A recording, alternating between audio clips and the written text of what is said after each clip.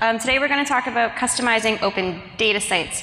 My name is Courtney Claessens. I'm a product engineer on ArcGIS Open Data. We're based out of the Dev Center in Washington, D.C. Yeah, hi, I'm Hudgins, a product engineer on Open Data and the hub. The hub. How many people here already use ArcGIS Open Data? Mostly everybody. Okay, cool. So for a quick overview of the agenda, we're going to do a quick overview of ArcGIS Open Data. I'm not going to talk a lot about what it is or the end user interface or anything like that. If you want to know more of kind of a general thing, we're at the booth and we can talk after about that. We're going to be talking about customizing administrative access, so how to set your teams and organize people that can have administrative control over the sites. And then the big bulk of the talk is going to be customizing your site. So we've built a site that has a whole bunch of tips and tricks. It's public, it's out there for you, that you can access it later after the conference when you're working on your site and stuff like that. And we'll keep that as a kind of a living document. As new features get added, we'll be adding customization tips to that. Customizing your data. So beyond just the site, talking about how to extend your data, adding additional download types, things like that. And then we're going to talk about initiatives a little bit and kind of look at some new patterns and processes that we've been seeing people do. And then we're going to wrap up.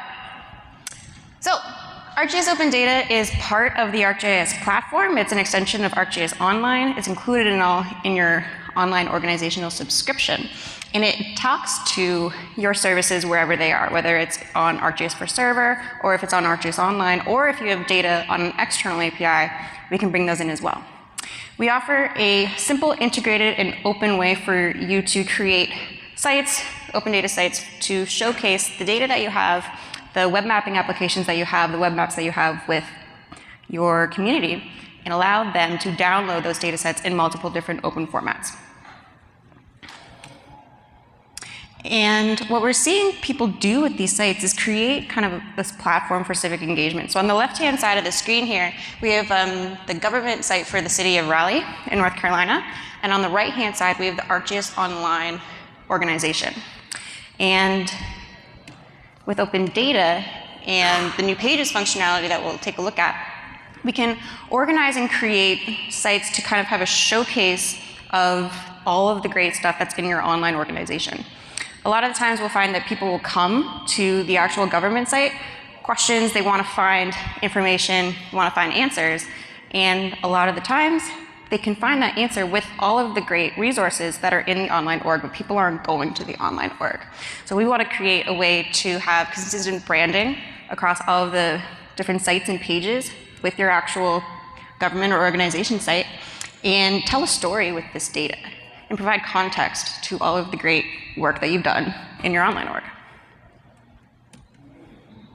And your data has a story, so these are just 3 different examples of how to tell these stories with open data sites, with pages, and to be able to provide some context to them, give graphs, charts, maps, and allow people to then dive into the data, look at the data itself, download it, and do what they will with it. All right, so I'm going to show you 2 examples of sites. This is the County of Summit GIS, and what they have done, and this actually isn't like super customized. This is kind of, they use the out-of-the-box functionality to do this. But what's great about County of Summit is that they've added a whole bunch of different pages to then dive into the different data sections that they have. So just looking at this, there are different category icons with the hover action. They're hosting their imagery data, and you can download it right from their homepage, access different applications, what have you. But the pages that I was mentioning, so they have pages for each of their different themes. And we can come in here and we can look at the specific page for their environmental data. And we can kind of dive in and offer more avenues to explore the different types of data that they have. They have options to showcase this data in different ways. And we'll talk about this in initiatives, but we're seeing people use pages for a whole bunch of different things, not just showcasing data, but kind of looking at any types of goals that they're trying to achieve. So if we want to get crime down, they have a whole page for talking about these types of things that they're working on and how the data is showing kind of their progress, and then people can look through that and see what the government's up to. And then so they just have different cards and things like that. And then a second example is Brampton.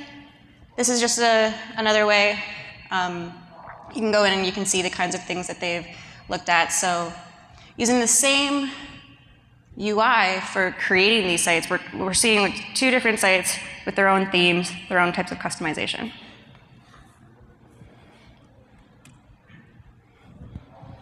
Yeah, so new to Open Data, as of probably a few months ago, we moved all of the site objects into ArcGIS Online, and this allows a more deeper control for you as far as who can edit these sites. Because what we're finding is these sites are actually public. Some of them get a lot of traffic, and you don't want anyone in your organization stumbling into Open Data and potentially working with a site that could be live on your government's website. So we added this team tab. You may have seen it if you've logged into Open Data Administration. What this is doing is it's actually managing a group that is in ArcGIS Online. This group allows the people who are part of the team to edit the items that are these sites in that group. The reason this is important is not everyone in your organization has to be an Open Data site administrator. They don't all have to be on the Open Data team working with these websites. Maybe they're off in another session, or they're more focusing on the GIS side of the house.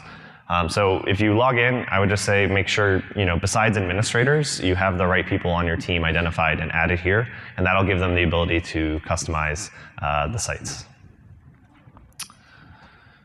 So now we're going to talk a lot about customizing sites. Hopefully that's what you expected out of the session title. That's kind of a primer.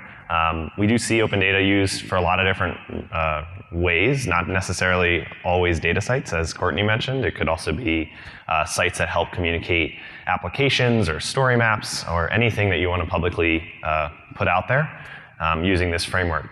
The nice thing about Open Data is it is unlimited bandwidth to these sites. Like, it's included in your ArcGIS Online, so you don't have to worry, about usage of the site or viewing things like that. So we actually made a website for the entire presentation. Oh, how do I? It's okay. It's 3 fingers, right? Yeah, it's a swipe. Please hold. Alrighty, I got signed out, so I'm just going to sign back. Yeah, the site that we made is a takeaway for you, so don't feel like you have to frantically jot down everything we're going to show you. A lot of what we're going to be looking at is HTML and CSS and visual styling of these sites, as well as tricks for building charts.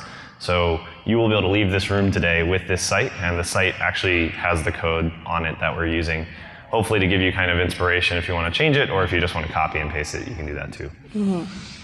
So the URL, if you didn't catch it, is deepcustom-andrew.opendata.arcgis.com. This will be a living document, as I mentioned, going to be adding stuff to it in the future. But we'll go into the edit mode. And the first thing that we're going to talk about is custom headers. So coming into your site, there's 2 options. You can use just a really simple basic header with the logo and the site title, and that will give you this top bar. You can add in your site title and your logo there, or you can use custom HTML and CSS. So if you were on the old sites, you have the option to do the header HTML and then CSS for the whole body of the site. This is different here. So you have the box for the HTML and the header, but the CSS here doesn't talk to the entire site, so we scope it just to the header.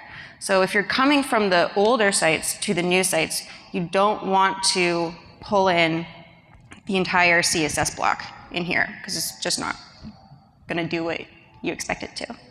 So we have a block example of CSS, and then in the header, this is just an HTML box. So it's like the text card if you've been playing around with it. And here you can add in more styles and do different HTML. We do give a default header. This is not the default header. This is some more customization that you can also leverage from the code here. But when you're going into the site and you're doing it from scratch by yourself, we do give you a default header and you can customize that as well. So some best practices for the header. We want to avoid absolute positioning in CSS unless you really know what you're doing. This can cause things to resize improperly. We have everything is built in responsively. So if you're using absolute positioning, they might not reformat as you would expect when you're looking at the screen, or you're looking at the site on different devices, different screen sizes, what have you. You can change the fonts in the header using web-safe fonts. There's we have a link here so you can go and explore what the web-safe fonts are. Yes? Did you change the font size on your presentation? Yeah, thank you. Notice how it responds. And it responds, yeah. So you can use web-safe fonts in there. Web-safe fonts are just fonts that are accessed across the browsers. You don't have to install anything to use them. So in the header up here, I have just a different font. And you can use Bootstrap glyphicons. This is, the sites that we have are based on Bootstrap, so you can use all of the resources and the components and the CSS things in Bootstrap and pull them in here, and then they'll just show up. So in the header, at the top, we have some little icons in here. And we don't currently support Bootstrap JS, so if you want to add in like nav dropdowns, we don't support that right now. We're working on that. That's going to come. Yeah, so next up, usually at the top of a site underneath your header is the purpose of the site. And we actually see a couple different options here. If you drag in the included banner header or search bar, it will look like this. So I'm just going to pull a banner in just to show it. And I'm going to talk about that in a second. All right. Never mind. So this one is actually a custom one. What we did is we included a row, and we wanted to put this image. Maybe I want to talk about my river safety initiative because my city has a river running through it, and it floods periodically, and I want to drive citizens to the data sets that focus on that.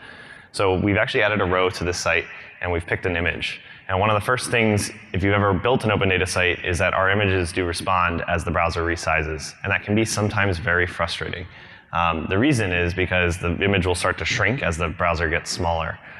We recommend images to have the subject matter be symmetrical to help resize appropriately, as well as have the content near the top, because usually the top is the last thing to go when the window gets smaller. This image, though, is an example of one that has kind of the important part at the bottom.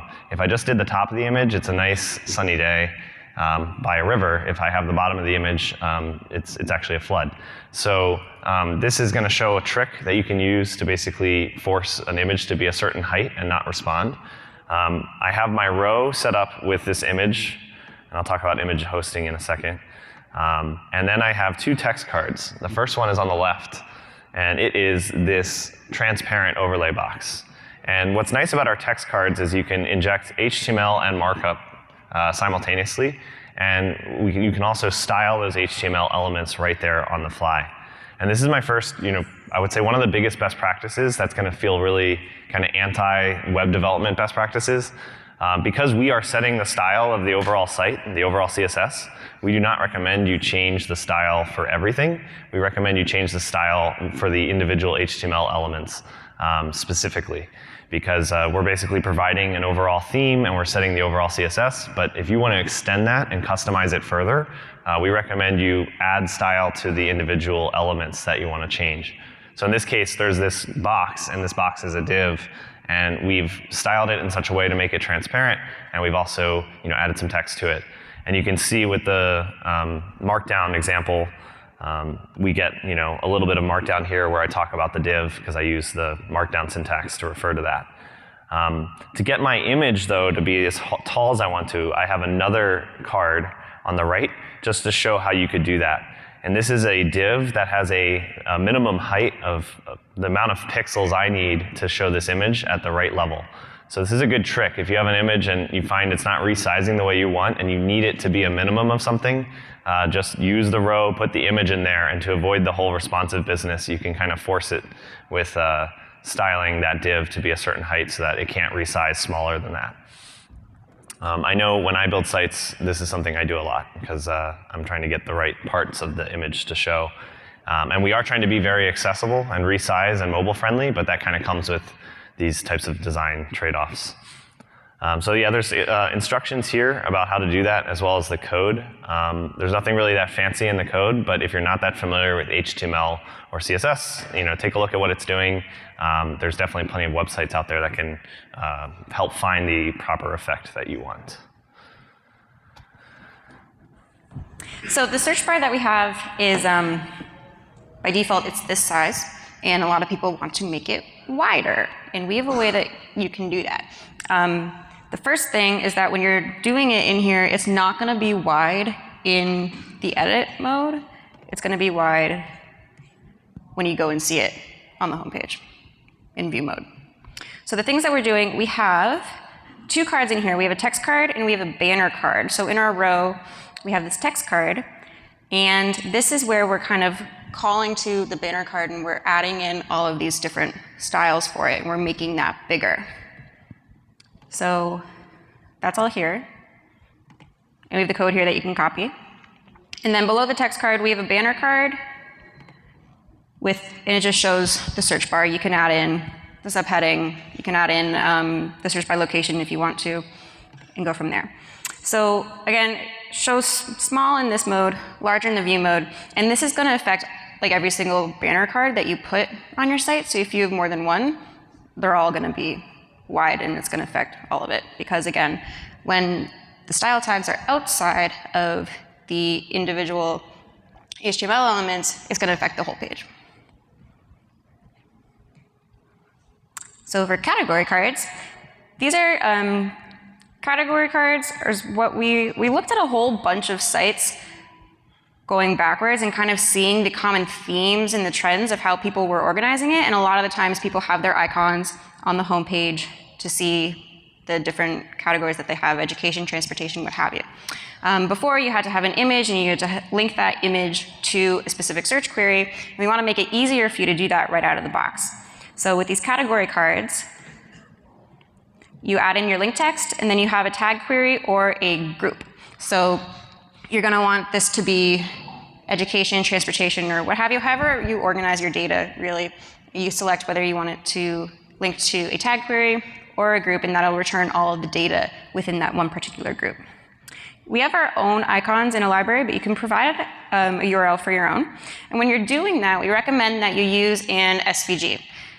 On the left, we have sad, blurry Pikachu, not an SVG. On the right, looking much crisper, looking much better. This is great for when you're like resizing your images. SVGs can scale properly, and they're always going to look good. PNGs, JPEGs, not so much the case. So when you're looking for icons, some governments and organizations have their own kind of like design guide, and they have their own icons that they're using. Other people are looking for inspiration outside of that. So there's a few sites that we have in here that you can go and you can find different icons.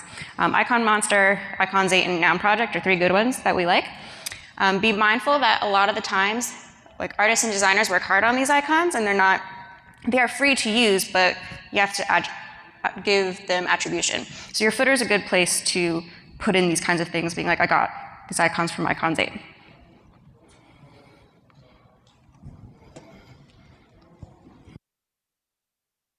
Yeah, so next up, I know when I'm designing an open data site, I'm usually trying to find a place to put my images. Usually the best answer is your organization has a image repository somewhere, and that's what you want to use. Those are the images that your organization owns, and it's the best place to host things. But a lot of times to get sites off the ground, you have to review them internally. And it can be useful to build a site with imagery, before you have the official image for every single part of your site. So our best answer for that right now is to use GitHub. It's very, very easy. You can create, any public repository, put the images that you want to host, and use that as a URL on the rows for your cards. Like that river image I showed above is hosted directly on GitHub. It comes with some trade-offs. There are no bandwidth, guarantees. They do have some limits of how much they can be accessed. You probably don't want to go, launch the site with resources that are, stored in GitHub. if you expect a lot of traffic, and also they do some compression. So it's not like a great long-term solution, but it's a pretty good solution if you're trying to get some ideas out there and get your images hosted that you found or created, even if it's like a PDF document that was made for some other purpose and you just want that picture from it to be hosted on your open data site. We definitely don't recommend at this time hosting images in ArcGIS Online as a resource. It's something we really wanted to do, but a token will time out after a while, so it'll work for a while, and then all of a sudden it'll stop working. We are working with the online team to kind of get that resolved, because we'd love to be able to just host all of the content for your site directly in items, just like the site is hosted, and make it super, super easy. So just use these tricks if you're trying to find places for your image. Next up, the text card. Courtney mentioned it briefly, but we use Bootstrap CSS. It's baked into every single open data site. What that means is if you're trying to affect your images or your text or anything in HTML, you can apply classes to that HTML item that line up with what's in Bootstrap, and you don't have to include anything. It'll just work. I didn't know, but our designer told me that the center tag is deprecated, for example. And the appropriate way to do that these days is to put a class on that HTML item for text-center. So I've listed a few up here that are useful, that I find that we use a lot when we make sites, namely around justifying text, justifying images, and making images respond to resizing. But if you go to the resources here at the bottom, there is a ton of classes that you can use. And so if you're kind of like thinking of an effect, or have a picture in your head and you're like, how do I do that? You can kind of peruse the catalog of Bootstrap, and there's a really good chance you'll find something that's going to be useful. And again, you can just class the HTML elements specifically that you want to affect. All right. So for featuring datasets, there's a few different ways that you can do this. There's one way that you can do it out of the box with the dataset card. And it's actually kind of a misnomer as the featured dataset card, but you can put in more than just datasets in here. So if you have apps or web maps, those will come through as well. So when you add in a dataset card, it's going to ask you to find a dataset, and then it's going to list in all of the things that you've added to your site here. So datasets, web maps, web mapping applications, tables, PDFs, whatever you got, it's going to show up here. And then when you click on one of them, it'll show you the information. This is pulling from ArcGIS Online. So we have the thumbnail image, title, description, la la la. If you want to change that in online, you can do that. But once you select it, you can also change it right here.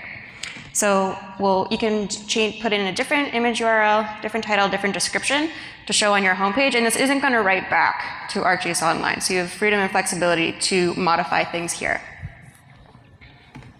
One tip to get things in the middle of the page is to add in empty text cards. So if I didn't have these text cards, this dataset card will take up the whole width of the row. And if you have other text cards or any other cards that are taking up the whole width, but you only want them in the middle, a good trick to do that is to add a text card and just make it empty. And then you can kind of use the WYSIWG editor to get the size right. In regards to custom cards, here's where you can get a little bit adventurous and try different ways with the text cards and do some HTML to configure the look and feel of the site. So there's 3 examples here. This Scribe one has a hover over, and you can launch the app, or you can look at the details. The middle one is an image with the bottom overlay, and on the right-hand side, it's another card with the image and the text, and when you click on it, that'll launch to whatever you link it to. So we have code snippets for each of these. And you can see on the left-hand side, all of the styles are within the elements themselves. But on the 2 other ones, the styles are outside. So again, these are going to affect all of the styles on your entire page. And what I had to do here is take an image of what this one was, because I couldn't have them both on at the same time and kind of get that look. So to kind of replicate this, and if you want to have multiple of them all across your page, you're going to use one text card to have, say, all 3 or all 4, or however many you want to do. So you're going to copy the entire piece of code here, and then if you want to add multiple ones in a row, you take this div, like what's in between the div, and then you just copy that, you add another one below that, you change the image, you change the text, change the link, blah, blah, blah, go from there. And then on this one, it's between the li tags. So for tables, tables are a great way to summarize any kind of important data. If you're using these as more pages and talking about specific types of data, rather than just a general open data page with your categories, you can summarize information and kind of shine light into the data and people can like identify trends and tell stories with that. So there's a couple things that you can do with these. I'm going to switch over to this view for a second.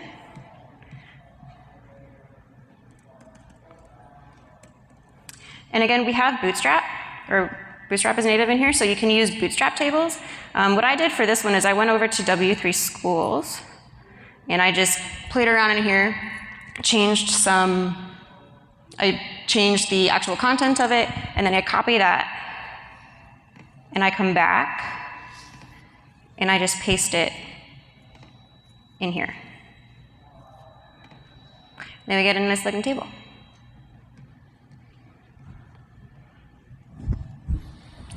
All right, so we're really excited. On Tuesday, we released our first charting capabilities in Open Data. Previously, this was charting was achieved by using an iframe card. Using an iframe card and linking to a visualization library and kind of doing all of that externally. And that's a fine solution, but we want to make it easier for you guys to build charts. Reason we see that. We're talking about stats. Oh, sorry. Stats. Statistical cards. Yeah. Start charts and stats, data. Okay. The reason this is important is because featuring data is actually a really good way to grab the attention of your citizens.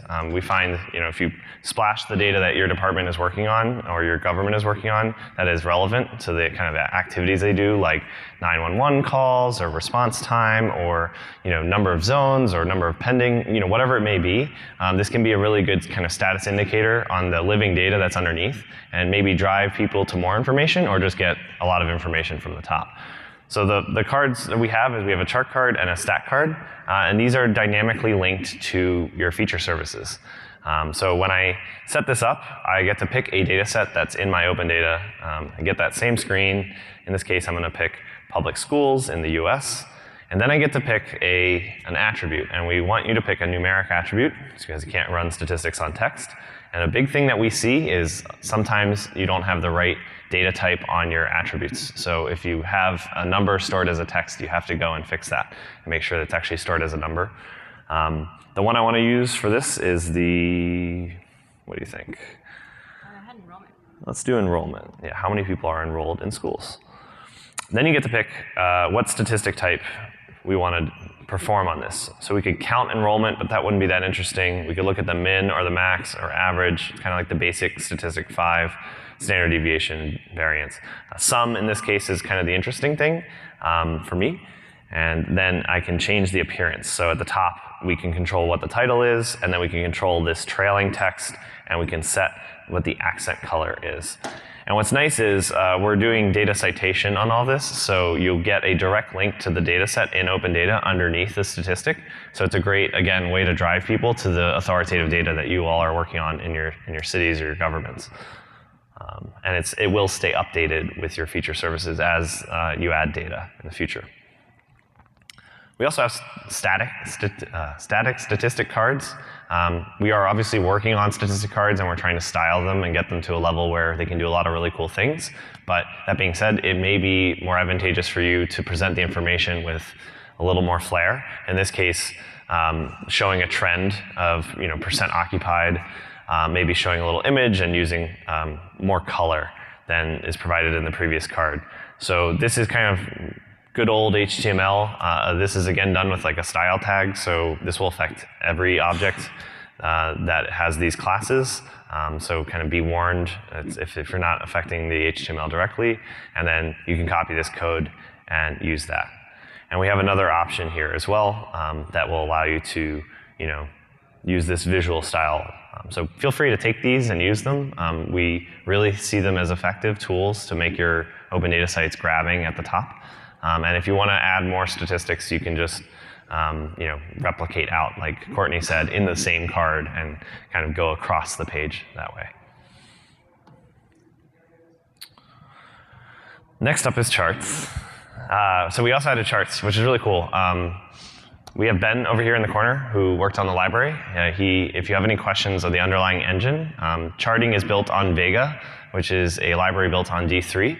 And we have Esrified it and open sourced it in something called Cedar. And Cedar basically takes those charting libraries and makes it really easy to interact with your feature services so that no matter what your application is, be it an open data site or something else, you can pop in a feature service and build a chart using the result of that feature service. But because that's pretty tough, and people were doing that in the iframe card, we wanted to make it easier. So we've released this chart card. It's available, like any other card, right here. And when you drag it on, you have two choices on how to build a chart. And the first one is a basic bar chart. And this will actually let you set up the chart without doing any code. You pick a data set, and then you get to pick an attribute. And unlike the statistic card, you can pick any attribute, and we're going to count how many times that thing is happening. So in this case, we're looking at block number, and we're counting that. And we can control the name, the height of the chart. We want to make it shorter. And we can also label the axes. And this data will stay live with your feature service. However, a lot of people like to build and here's actually, if you're interested in building this chart in an advanced mode, so there's actually two modes to the card, you can take this JSON and use it in the chart card as well. So we have a second option, which is a JSON mode. And this JSON mode gives you the ability to provide your Cedar JSON spec, which goes against that library that we built on top of Vega. The key piece that you have to start with is your feature service. So this is a good way to find the data that you want to use. If you're not familiar, if you forget the names of your fields, I always find it's useful to open it up in another tab and look through all of the different data that I have here, find the field that I'm interested or fields that I'm interested in. And you can also query and group by. So if I want to kind of count something, I can group by the field of type and order by this kind of roll up and then output these statistics, just like you do with the feature service. And then below, I map the results of that feature service to various parts of the chart. So in this case, I'm mapping the series of type, and I'm giving it a label, and I'm setting the value to my grouped by number of sum, and I'm calling that total students. So it gives me kind of the same chart, but using Cedar out of the box. What's cool about Cedar is you can do a lot of different chart types. You can do scatter plots, bubbles, pie charts, pretty much anything almost under the sun.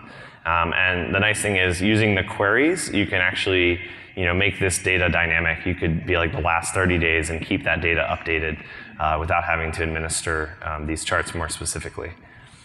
So if you have questions about that, or if you're interested in using Cedar just without open data, it is out there on GitHub, and talk to us after. There are other options for charts outside of Cedar. Yeah, so we're working on Cedar, and make this show the whole thing. We're working on Cedar, and we're continuously adding things to the library, but there's some things that it doesn't do yet, like multi-series charts. So it's Cedar being built on Vega. We can take the Vega spec itself and kind of punch that into the Cedar spec, and then we're able to display these on the page as well. So if we come into our Vega editor, has anyone here used Vega before? All right, so new tricks, new toys for you to go back with and play with. There's Vega and there's Vega Light. Vega Light is a pretty easy way to input data and create different types of charts from it. So I have a custom one in here, but if we look at there's like so many different kinds that they give you. And then you can go in here, you can customize it to your data and tell different kinds of stories, whatever would suit the types of data that you have. So to get this into the format that we need to put it into the chart, we want the actual the Vega that's compiled from this Vega Light. So I like using Vega Light in the editor. It's a lot easier to use. But then we want the whole Vega spec. So the Vega Light spec is like 54 lines of JSON, and this one is 245 lines of JSON. So you can do it all in Vega if you want to, but I recommend doing this workflow. So then you come in here, and then it populates that. You want to copy that, and then there is a way to put that into the Cedar spec itself.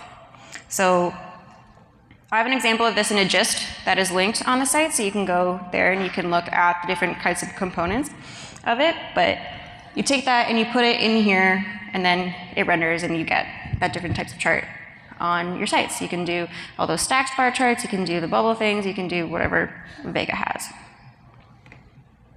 So I'll just do.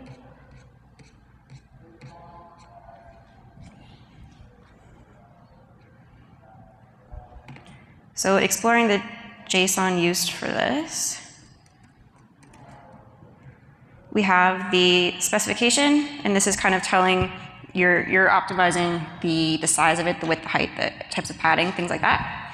And then one thing that you have to have, this isn't included in the Vega, but you need this for it to render properly with Cedar. We give it like a dummy name and a dummy URL. So this is just so that we're complying with the Cedar spec. We're kind of like tricking it a little bit. And then we have our huge Vega. It's doing all the marks and everything like that. And then after that, we have our data set in our series. So these are parts of the Cedar spec that we're including in here, but we're just leaving them blank.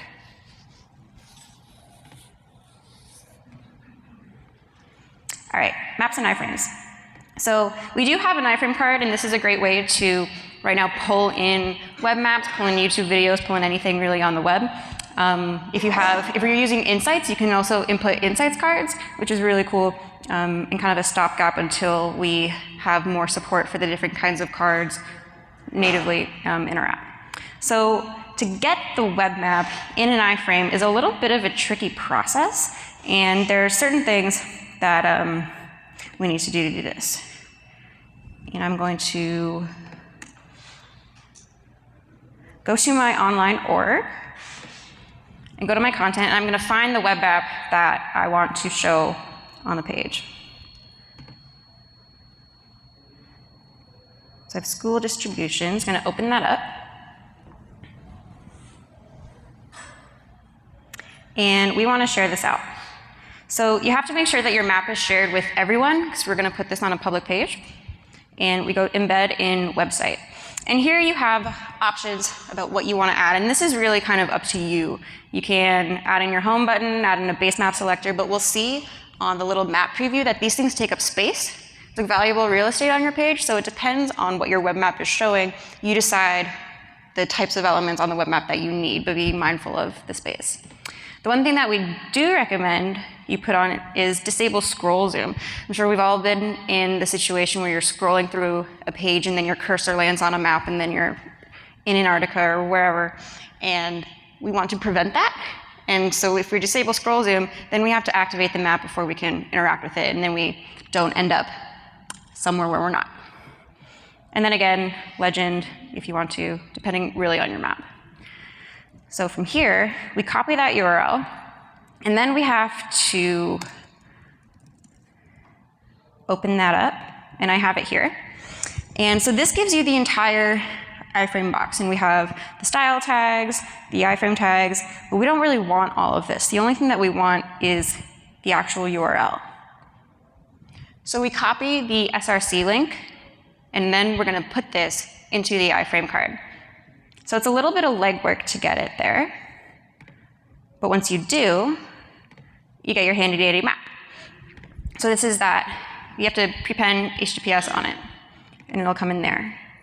If you have a service that's using HTTP only, or you enter something in an iframe that is HTTP, what you're going to get is this warning saying your iframe is using HTTP and it's not rendering in the site editor, because the site editor is accessed over HTTPS, so HTTP things don't load.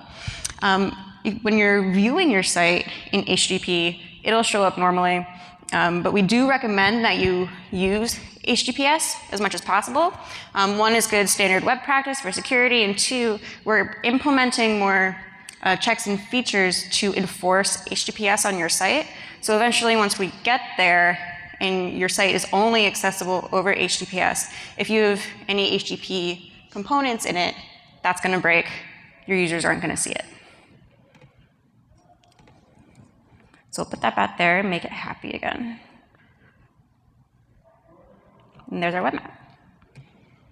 And then again, all of the instructions are there for you. You want to talk about pages? Recently, we released the ability to add multiple pages to your site. This is because we saw a lot of people making a lot of sites and then linking them to each other, and they're really just trying to build complex websites that have different sections, kind of like that Summit GIS one we looked at the very beginning. There's a lot of applications here. You can build a dashboard page to have all those kind of key metrics for your organization. You can build a page around the problems you're trying to tackle and maybe nestle them underneath the broader umbrella-y open data site. So the way you do this is in the administrative interface for your site, there is now a Pages tab. And these pages, it's in the sub-navigation, so I'm editing this talk today's site, and I have this ability to create different pages. And each page gets its own space within your site, but it inherits the style that you set in the header and the footer and the theme and all of the good stuff that kind of comes with the site. This allows me to go in and have, as you can see, this Dev Summit 2017 header, but different content and the same card layout underneath. One of the things we have to do now is link them together because people are not going to stumble onto my site name /pages def /my page. I should probably add a link to it somewhere on my root page. So back in my site, I have this button that takes me to my page. And there's a best practice here that most of the time you'll probably want to add a link, an A tag in HTML, and your href will be /pages and your page name. But there is a trick that makes this page load a lot faster. And I want to show you the before and after. So we build our open data application on Ember. It's a JavaScript framework. And Ember is nice because it's a single page load, but it means that first single page load is actually pretty slow, and then once you're in the app, it actually is pretty quick. If you link to the page just with the href, and I'm going to scroll down. Wow, I should use pages on this presentation. So I try to open this. Notice that it does a full page load, and that's kind of like exploiting the worst of, I would say the worst of Ember. We are working to optimize that, by the way. I would say that's a dev talk that was given yesterday. But what you can do as a best practice, and this is in our documentation, is you can add a class to your page. So right now it's a button and button primary, but I also want to add something called href2, and this is a trick that we put in, at least for the time being, that will make the page load within Ember as opposed to doing a fetch outside and doing the full page reload. And the result is when I preview this again and I scroll all the way down again, I'm getting good at it now, and I click this page, it loads in like 200 milliseconds or faster. Like, it's very quick.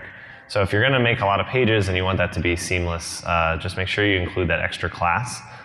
We are going to try to optimize later to make it so that all tags that are point to pages do this naturally, but it was actually pretty tricky to do that when we released this feature. So definitely recommend you do this. The Summit page actually doesn't do this, and I think we have a couple emails out to them to be like, hey, you can just put this class on there and it'll load really, really, really fast. And here's some HTML as well if you want to do a button as opposed to hyperlink, just so you can see that. Have a couple of best practice things to avoid. Like, these are the things we've seen that break open data sites. So we do use Ember, and Ember generates all of the page that you see there. There are Ember style and class and ID selectors on all of the elements you see. It's kind of like one of the benefits of it is it structures your app and it generates uniqueness so that you don't have any collisions when you're working in code. It can be tempting if I inspect things using my browser to apply style to those Ember tags. Like you'll see that this button is styled Ember 157, and you're like, oh, I can just put CSS on this Ember 157 ID and I'm good to go, and I get the visual that I want. If you do this, you will likely not have a good time in a few weeks when Ember decides to give you a different ID. So we really do not recommend you apply style to those selectors that say Ember. It's generally a bad practice. There are a couple examples where we do it with like the words Jumbotron and other things. Those are generally okay, but if it says Ember 531, not a good call. And we've seen sites that just overnight break, and so you'll perceive that's broken, you'll call us, we'll say, hey, you put the class on the wrong thing, you gotta do it differently. That's why we really recommend that you put the style on the HTML elements if you can, and if not, you put the style, at a level right above that. We recommend you do not use any content served over HTTP. It is a direction the web is going. Pictures will not show up on an HTTPS site if they're served over HTTP. You'll get warnings on your feature services if they're served over HTTP and you want to use an HTTPS site. In a few weeks, we're going to launch a feature that allows you to enable HTTPS enforcement on your open data sites. This is to comply with the OMB mandate for federal government customers, and is generally a good idea, so that if you hit the HTTP URL, we'll sort of shoot you over to the HTTPS one.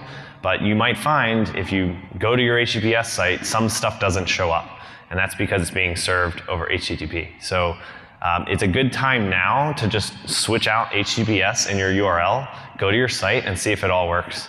Because if it doesn't, you might want to try to find HTTPS version of your assets, your pictures, or consider switching your feature services to use HTTPS. We know that's not a big change, and we're not going to force you to HTTPS, but now's the time to start thinking about it, because I feel like it actually gets you listed higher in Google search ratings and has a lot of benefits. So just try to do that. Courtney mentioned this. I'm just going to beat the point again. Don't do absolute positioning. It's a bad idea because you'll resize your browser and something won't resize, and it'll become bigger or smaller or weird, and your site will be weird. And if that's what you want, then great. And we currently do not support SVG tags or script tags in the text card. And we would ask if you want, especially script tags, that you just send us a note or post on our GeoNet forum for open data and tell us what you want functionality-wise. We are obviously building an editor that gives you a lot of flexibility, but we're not a website, back-end, front-end. We're not a front-end website hosting service. We're kind of a nice, easy interface that gives you some customization. So if you are missing a feature that you want JavaScript for, tell us about it, and we'll try to add it to the product, because there's a good chance it's probably something we need. There's a lot of resources out there that are on the site. Coolest one we haven't talked about yet is and I always forget.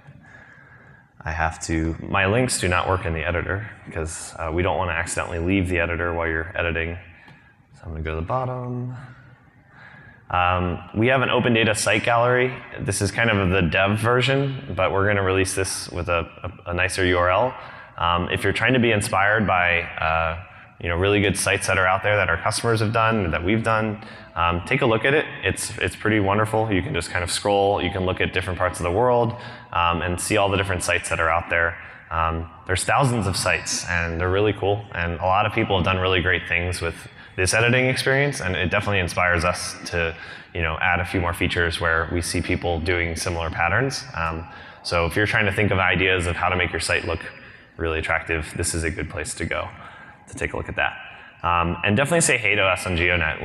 We pride ourselves of being very responsive on GeoNet. Not we, Courtney's very on top of it. We all get it as a team. And if you have a question, the community is actually really active as well. So post your questions, post your issues, ideas, anything that you want to talk about. Don't feel like Dev Summit is your only chance to talk to us, because we're generally always listening. Last bit, just for the designers out there or the people who have never done web design, we are accessible, meaning we internationalize a lot of open data, and we also recommend that you check the contrast of your site.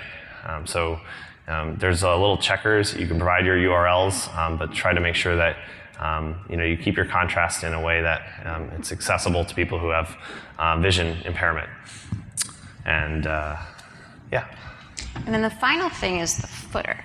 So when you come into the editor and you have your template, the default template that we give you doesn't actually have a footer on it. It has a bottom row. It kind of looks like a footer. It has footer information, but it's not a footer in that it doesn't occur on every single page on the app. It only occurs on the first one. So in the default template, we have no footer and it's none. So you can keep it like that if you want to, or you can add in a custom footer. And I haven't done any customization on this. This is the default footer that we give you.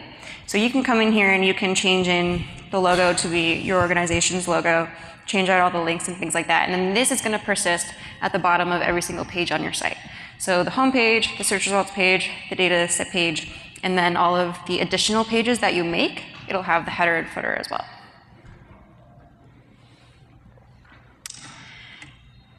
All right, so we're quickly going to talk about customizing your data. There's a couple things that we can do to extend the data, one being adding in the structured metadata onto this. So if you have the XML and you attach it to the online item, it's going to show up on the dataset page and it's going to be included with shapefile downloads. So all of my tabs open, we're going to go back into my content, and we're going to find an ArcGIS Online item that we've shared with Open Data, so the data set. We can do public schools. And on the right-hand side, we have this metadata button. And this is going to open, it's going to have a lot of different tabs, and you don't need to go through and manually edit every single thing in here. There's a lot of stuff to do. You can upload a version of the XML that you have saved locally, and then it's going to populate all of this. And once people go to visit this data set on your site and they click metadata, the XML is going to open up in a new tab. If you don't add the structured metadata and you click on the metadata link on the dataset page, it opens up the ArcGIS Online item details page. So you have the title of the dataset, or sorry, the description, everything like that. But this is really good practice to add that metadata, add more context for your users. And another thing that you can do with the metadata is add additional download types. So we support automatic file geodatabase. Geodatabases for services that are hosted in ArcGIS Online. But if you want to add file geodatabase files or any other types of files like CAD files, PDFs, white papers, anything really, you can add them as a custom distribution in that structured metadata. So we'll come back into the metadata viewer. And we're going to go into the distribution tab. And we have an online resource in here. So the URL is going to be the URL of the item that you want them to download. So you have to host it somewhere. I have a dummy URL here for the file geodatabase. And then we give it a name. This is what's going to show up in the download dropdown. So you want to give it, whether it's the metadata, file geodatabase, CAD, whatever. And then the function is going to be download. So once you do this, we can see that on this data set, you have the additional resource for that file geodatabase.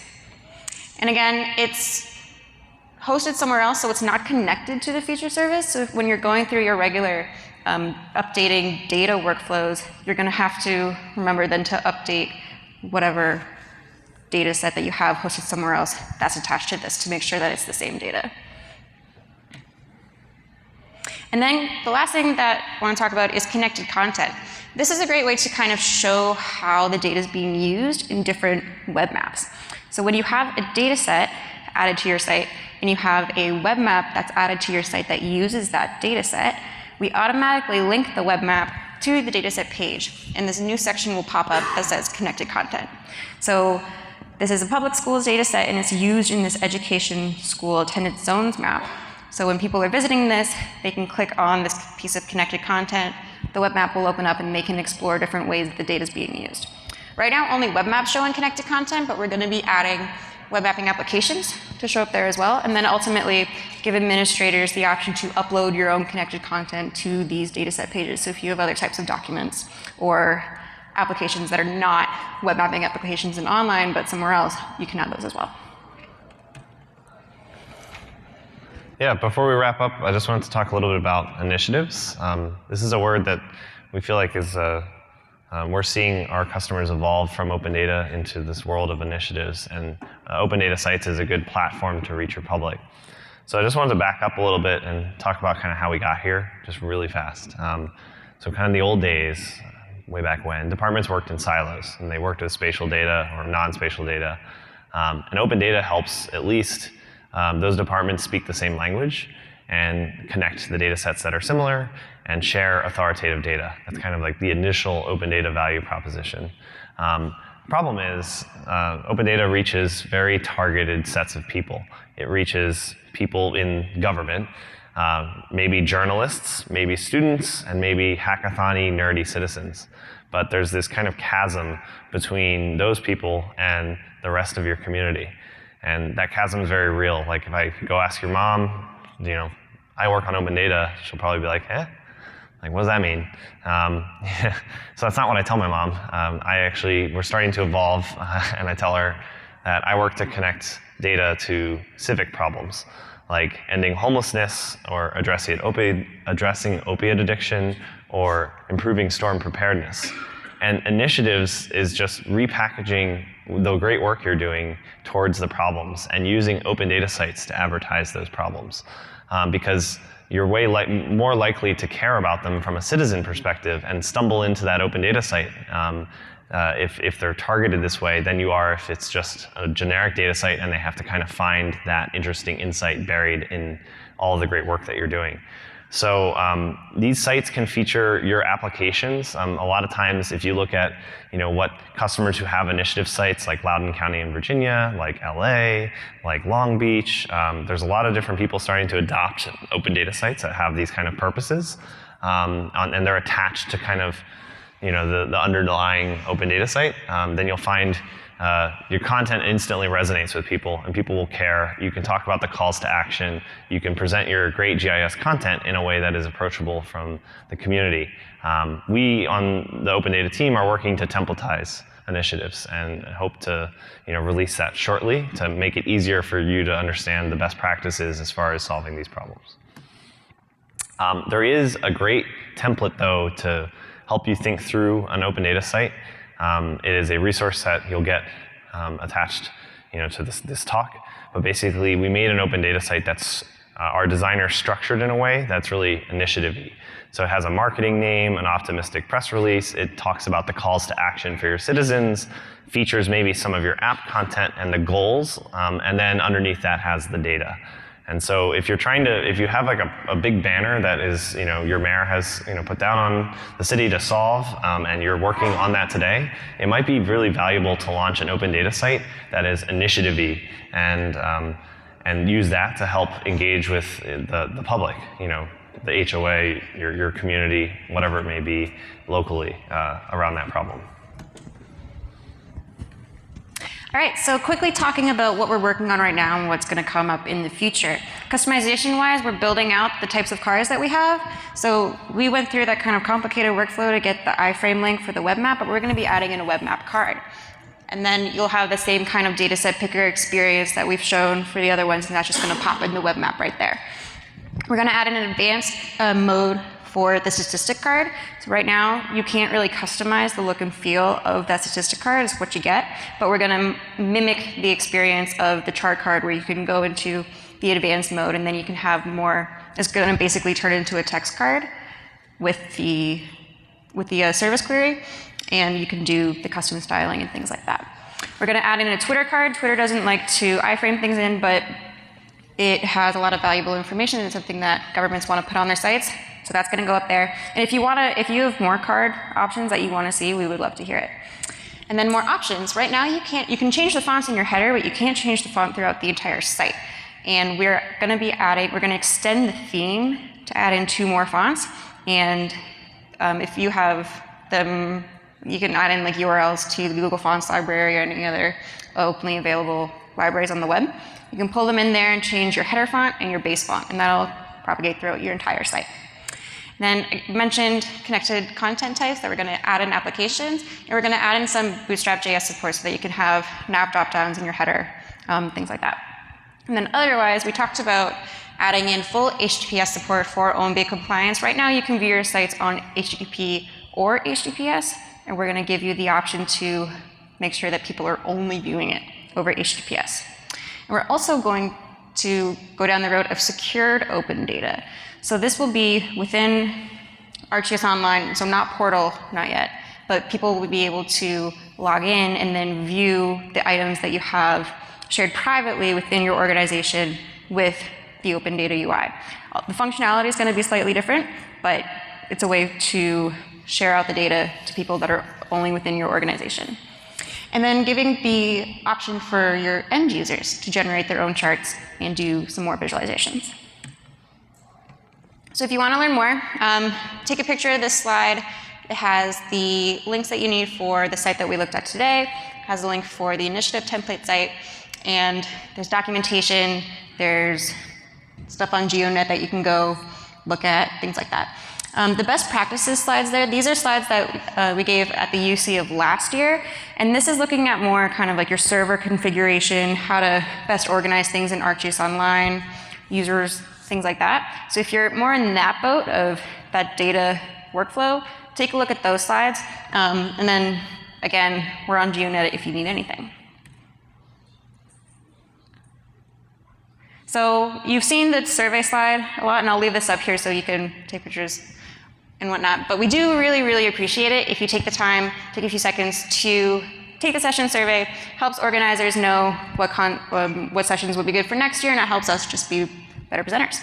So if you have any questions, we'll take them. I think we're right on the time wire, and we're also hanging around here or at the booth. Have you seen any creative or different ways of returning from, like, say, if you search for a data item, you end up on another page. There's no clear get back where it came from that I've seen. So a lot of the times, like the header link should go back there. I think we used to have like a back button on the dataset page on the older versions. I don't think we have that on the new versions, and it's something that we should put back in there. But the header would take you back. Something in somehow, or maybe. Pardon?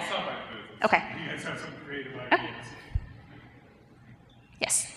I'm just curious, there's another session after this one called Integrating Open Data. Do you know how that session relates to this session, and you guys know anything about it? Dave, do you know what that session is? Integrating open data? Okay, we can talk after. That one's Brooks and Alex. Okay. It's not going to be like a customization one. We can chat about that. Yes. I've got somewhat of a request, and it seems like it's caused a little bit of heartburn going whenever you upgrade to a new version of the Open Data Portal. Kind of like when you mentioned that you're going to come up with a web map card. So if I implement the hack that you kind of showed today to get a web map to work, will that still work whenever I upgrade to the newer version? Yeah, so you don't have to upgrade to a new version to get the new cards that we're adding. We update weekly, and they're just going to kind of show up there for you. It's not going to break anything existing, and you can definitely still use the web maps in the iframe. So we understand that the upgrade to this version was kind of a big lift, and we're not going to be doing that to you again. Great, thank you so much. Have a great afternoon.